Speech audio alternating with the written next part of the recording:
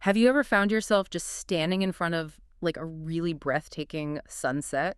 Or maybe staring out over the sprawling, untouched landscape? Yeah, of course. Right, but instead of just enjoying it, you get this strange, fleeting sense of guilt. Oh, good killed. Yeah, Like it's yeah. that nagging voice in the back of your head whispering that you're just indulging in something Right, frivolous. like you're wasting time. Exactly. You're standing there staring at colors in the sky when you really should be, I don't know, focusing on the practicalities of survival, Yeah. tackling your to-do list, answering emails, paying bills. It is a really incredibly common modern anxiety. I mean, we all feel it, right? Yeah, we totally do. It's that persistent feeling that beauty is somehow a distraction from the fundamental utilitarian real work of staying alive. Yeah. We're almost conditioned to view aesthetic appreciation as this unearned luxury. And that exact tension, the friction between the sheer, overwhelming beauty of the world and the heavy moral and practical burdens of existing in it, that is the beating heart of today's deep dive. It really is a fascinating one today. So today we are exploring a deeply personal, incredibly raw, and honestly highly philosophical essay. It's simply titled The Masterpiece of the Greatest Creator, The Beauty of Nature. Quite a title. Right. And our mission for this deep dive is to follow the author's profound psychological journey. Which goes to some pretty wild That is places. completely. Hmm. We're going to start with their initial awakening to the natural world. But then, and this is where it gets crazy, we follow them into a severe, almost agonizing moral crisis over physical human beauty. Yeah, a total breakdown. Before we finally arrive at a really fascinating philosophical resolution about, why beauty exists in the first place. But before we dive into the text itself, it's really crucial to lay down some foundational context for you listening. Definitely. The author's worldview is heavily synthesized from specific religious philosophies.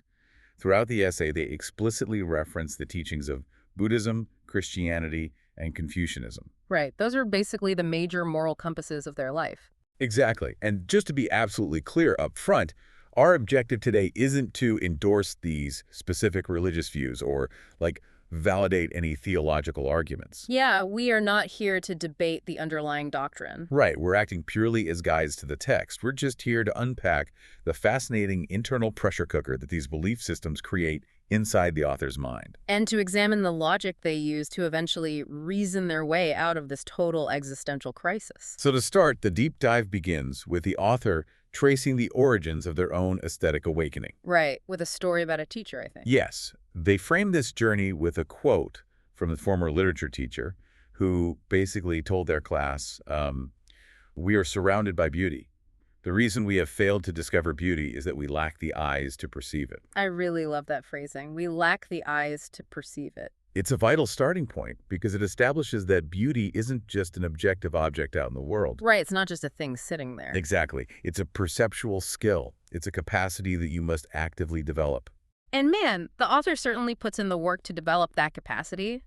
The vivid, grounding memories they share of traveling are just spectacular. They really paint a picture. They do. Like they describe being a student back in 1986, traveling to the Mandarin Duck Reservoir in Jintakami. Oh, the Gobi Desert trip. Yeah, so they recount stepping off a bus on the side of a road, and instantly they are hit with the vast, endless, unforgiving expanse of the Gobi Desert. Which is not your typical tourist destination. No, not at all. The author talks about the sheer shock of that wildness. As city dwellers, stepping into that crushing remoteness just stripped away all their urban armor. Right. And made the entire group of students spontaneously shout, "Wow, beautiful!" And, notice the mechanics of that reaction. The Gobi Desert isn't a manicured, conventionally pretty garden. Yeah, it's a harsh, arid, almost dangerous environment. Exactly. But an author identifies a very specific psychological shift that happens there. A shift in scale. Yes. By confronting something so vastly larger than themselves, they experience this profound relaxation. Like letting go. Right. The beauty comes from the sudden, visceral realization that they are just a small, integrated part of Mother Nature. Instead of a separate entity constantly fighting against it in the city. Exactly. And that integration only deepens as they continue their travels. Oh, absolutely. Like during their student days in Beijing, they hike the Badaling Great Wall. Such a classic image. Yeah, and they describe the wall meandering like a gigantic dragon over the undulating mountains. And then there's Zhangjiakou. Right, standing on a mountaintop there, looking out over the wilderness and just watching the curling smoke rise from the villages below. It's very poetic. But I think the memory that truly illustrates the overwhelming physical power of beauty takes place in Africa. Near the Zambezi River. Yes, at the Victoria Waterfall. It is just a masterful piece of sensory writing. It really is. They describe driving this massive truck, right? Yes, a 6-ton Chinese Jifeng truck, just to fetch water near the falls. That is so specific. Right, and think about the sensory reality of that for a second. The intense, bone-rattling vibration of heavy machinery beneath them. The smell of exhaust, the loud roar of the engine. Exactly. But all of that industrial power is completely swallowed up and overpowered by the waterfall. Because nature is just so much louder. Yeah, the author describes being hit by its tumbling heroism and its mountain-shaking power. Tumbling heroism. I know, it's thunderous. They see it as a soaring dragon with rainbows embedded in the mist, completely dwarfing any human engineering. The language the author chooses here is deeply revealing, actually. How so? Well, words like tumbling heroism and mountain-shaking power, the author is actively building a psychological framework. Okay, I see what you mean. They aren't just cataloging pretty landscapes as visual data hitting their retinas. They are pairing each geographic location with a highly specific, transformative internal state. Right, the text makes those pairings very clear. Like, the Great Wall evokes valiance and unrestrained freedom. Sitting by the Yellow River triggers surging emotions and endless yearnings. And the ocean. Looking at the ocean at the Cape of Good Hope brings about a sense of mystery, fantasy, and eternity, while the raw wilderness evokes pure serenity. So the core argument here is that beauty is an active psychological force. That reshapes our internal emotional landscape. Exactly. And once that internal landscape is reshaped, once you really develop those eyes to perceive that the teacher mentioned, the sensitivity scales dramatically. It's exactly like training a muscle. Right, like going to the gym. Yeah, if you train a muscle by lifting massive, crushing weights like absorbing the mountain-shaking power of a waterfall or the endless expanse of the Gobi Desert, that same muscle becomes hyposensitized. Sensitized to the smaller thing. Exactly, to every single ounce of weight. The author's perceptual capacity expands. Suddenly, they are acutely aware of the micro details. The scale completely shifts. Yeah, the text shifts from oceans and deserts to these tiny, sparkling, shining dewdrops. Oh, and the frogs. Right. They start noticing the croaking of frogs in a pond, the chirping of insects, the exquisite translucence of gemstones. Even grapes. Yeah, heavy, mouth-watering grapes hanging on a vine. The aesthetic armor that protected them in the city is just completely gone. They feel everything. The author's sensory receptors become so attuned that physical presence isn't even required anymore to trigger a response. Wait, really? What do you mean? Well, they recount watching a middle school dance performance about the Hulenbur Prairie in Inner Mongolia. Oh, right, the dance. And the thing is, the author had never actually set foot on a prairie. Oh, I missed that detail. Yeah, but the performance alone, the artistic representation of galloping coursers, herds of sheep, white clouds drifting over a green expanse, was enough to deeply intoxicate them. So the imagined beauty becomes just as potent as the physical reality. Exactly. And just as emotionally resonant. Which honestly introduces the central, devastating conflict of the entire essay. Here we go. Because if developing the eyes to perceive nature's beauty strips away your emotional armor, leaving you completely vulnerable to every sunset and dewdrop. What happens next? Right. What happens when that hypersensitivity encounters a beauty that is intensely physical, intensely personal, and deeply tempting? You're touching on the exact mechanism of the author's downfall here. Downfall is a strong word, but it fits. It does. By opening themselves up so completely to the beauty of the natural world, they accidentally removed the very psychological barriers needed to resist other forms of beauty. Which brings us to the author's sudden, highly vulnerable confession regarding human aesthetics. This part is so raw. It really is. The author openly admits that they spend time admiring Western beauties from the internet, especially nude ones. Yeah. And for a lot of you listening, that might sound like a pretty mundane confession. But for this author, it triggers a catastrophic moral crisis. A total collapse. Because they are so deeply steeped in the teachings of Buddhism, Christianity, and Confucianism.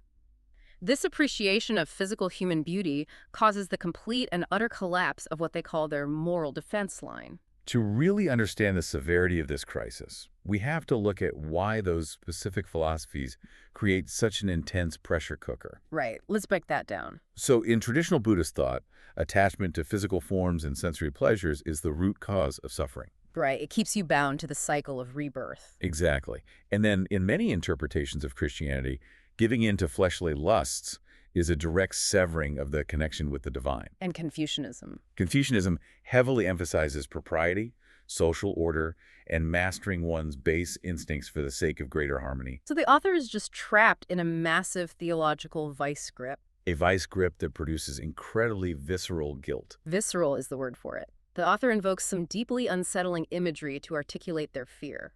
They bring up the huapei. Ah, from Strange Stories from a Chinese Studio. Right. And for those of you not steeped in the folklore, you should know these are terrifying demons. They literally wear the painted skins of beautiful maidens as a disguise. It's psychological horror. Completely. The author actively tries to imagine these beautiful internet models as these literal monsters. Like to scare themselves straight. Exactly.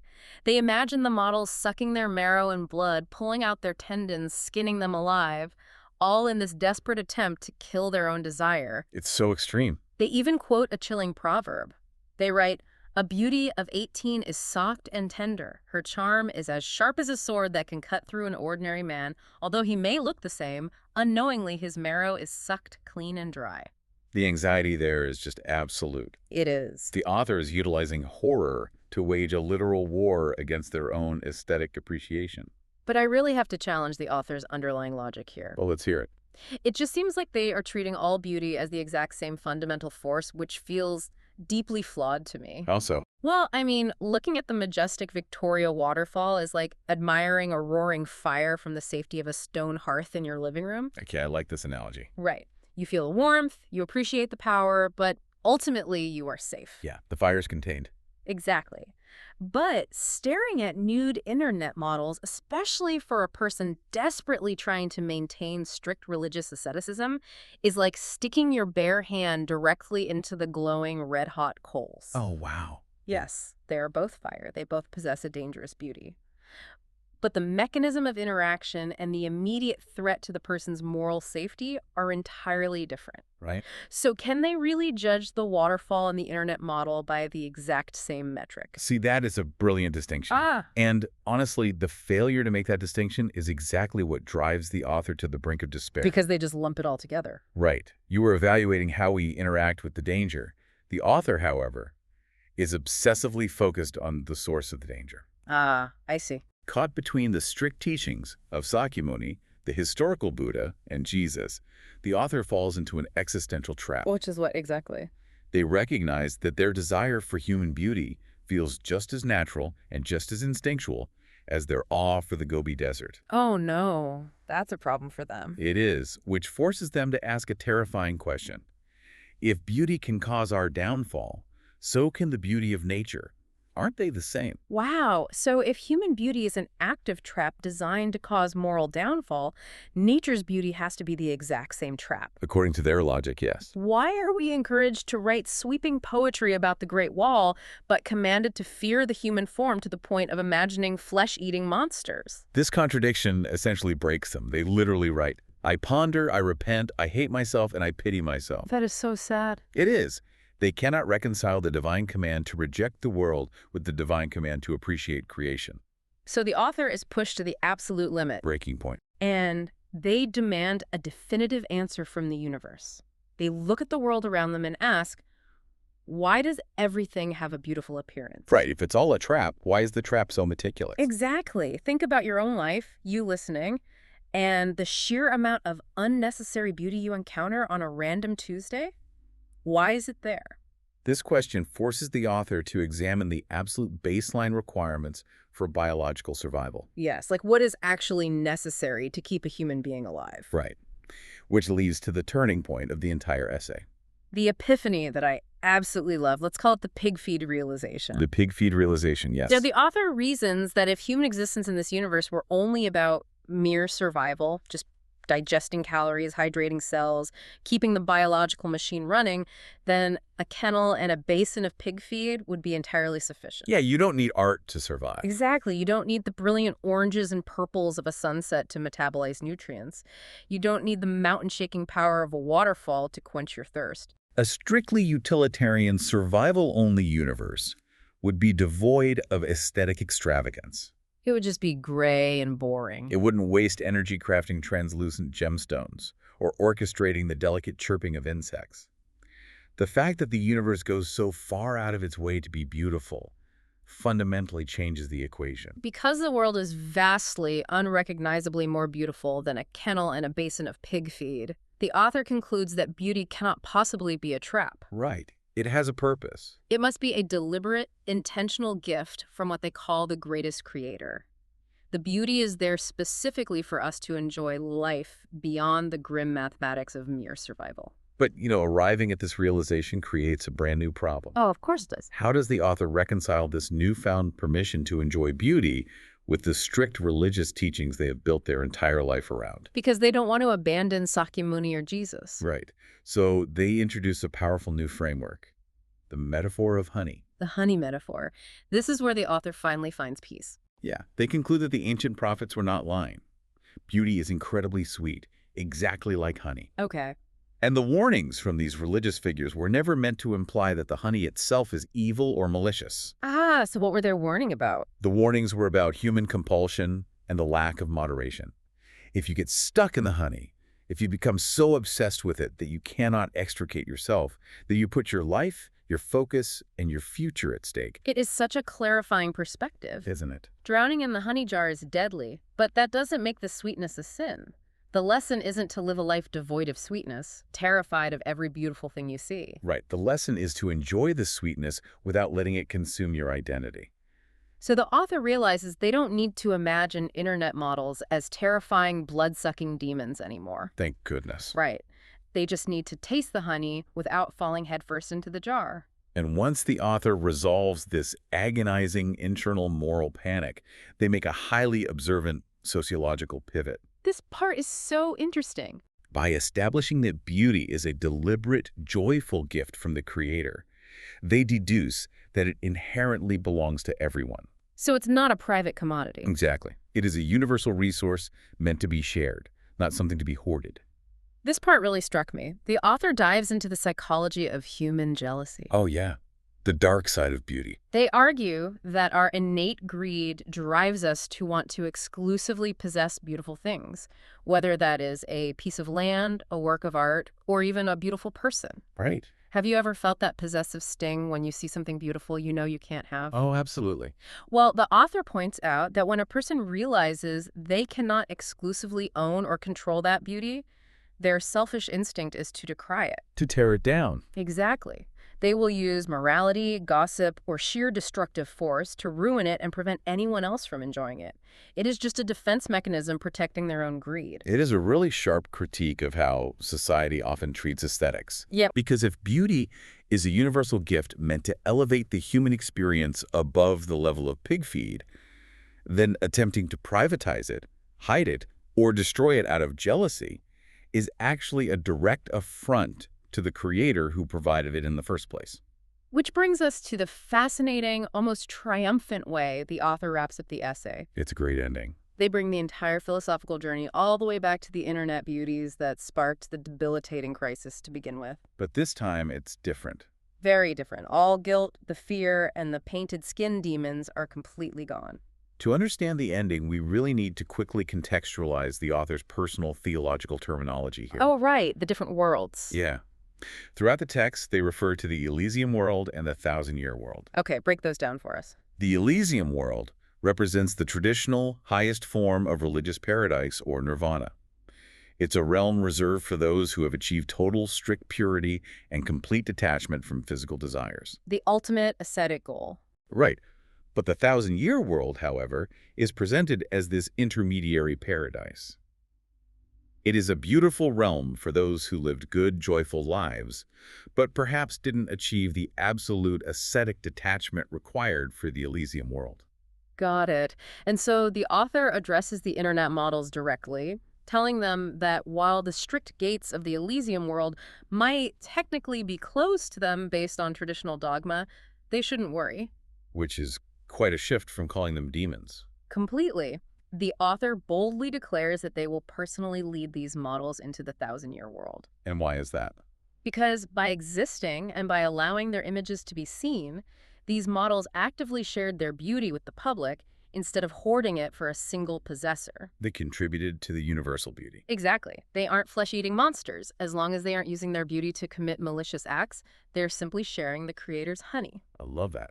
And for that, the author argues, they should be deeply grateful to the creator, and we should be grateful for them. It is a remarkable journey of rationalization and self-forgiveness. It really is. To summarize the ultimate thesis of our deep dive today, the author arrives at the unwavering belief that beauty is the defining masterpiece of the greatest creator. The ultimate proof. Yes, its very existence, the undeniable reality that we get to experience soaring mountains, galloping horses, and the human form, instead of just the bare biological minimum, is the proof of a benevolent force that wants us to experience joy. So, bringing this back to you listening right now, the next time you are out in the world and you catch yourself staring at a breathtaking sunset, or feeling moved by a piece of music, or, yes, even admiring a beautiful person. And you feel that little twinge of guilt? Right, that guilt about wasting time. Just remember the author's pig feed rule. The world is more than pig feed. Exactly.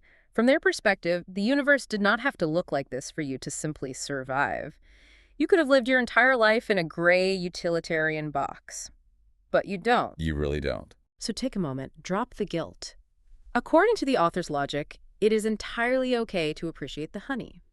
But as we close, there is one final lingering tension in the text that I would love for you to mull over. Oh, what's that?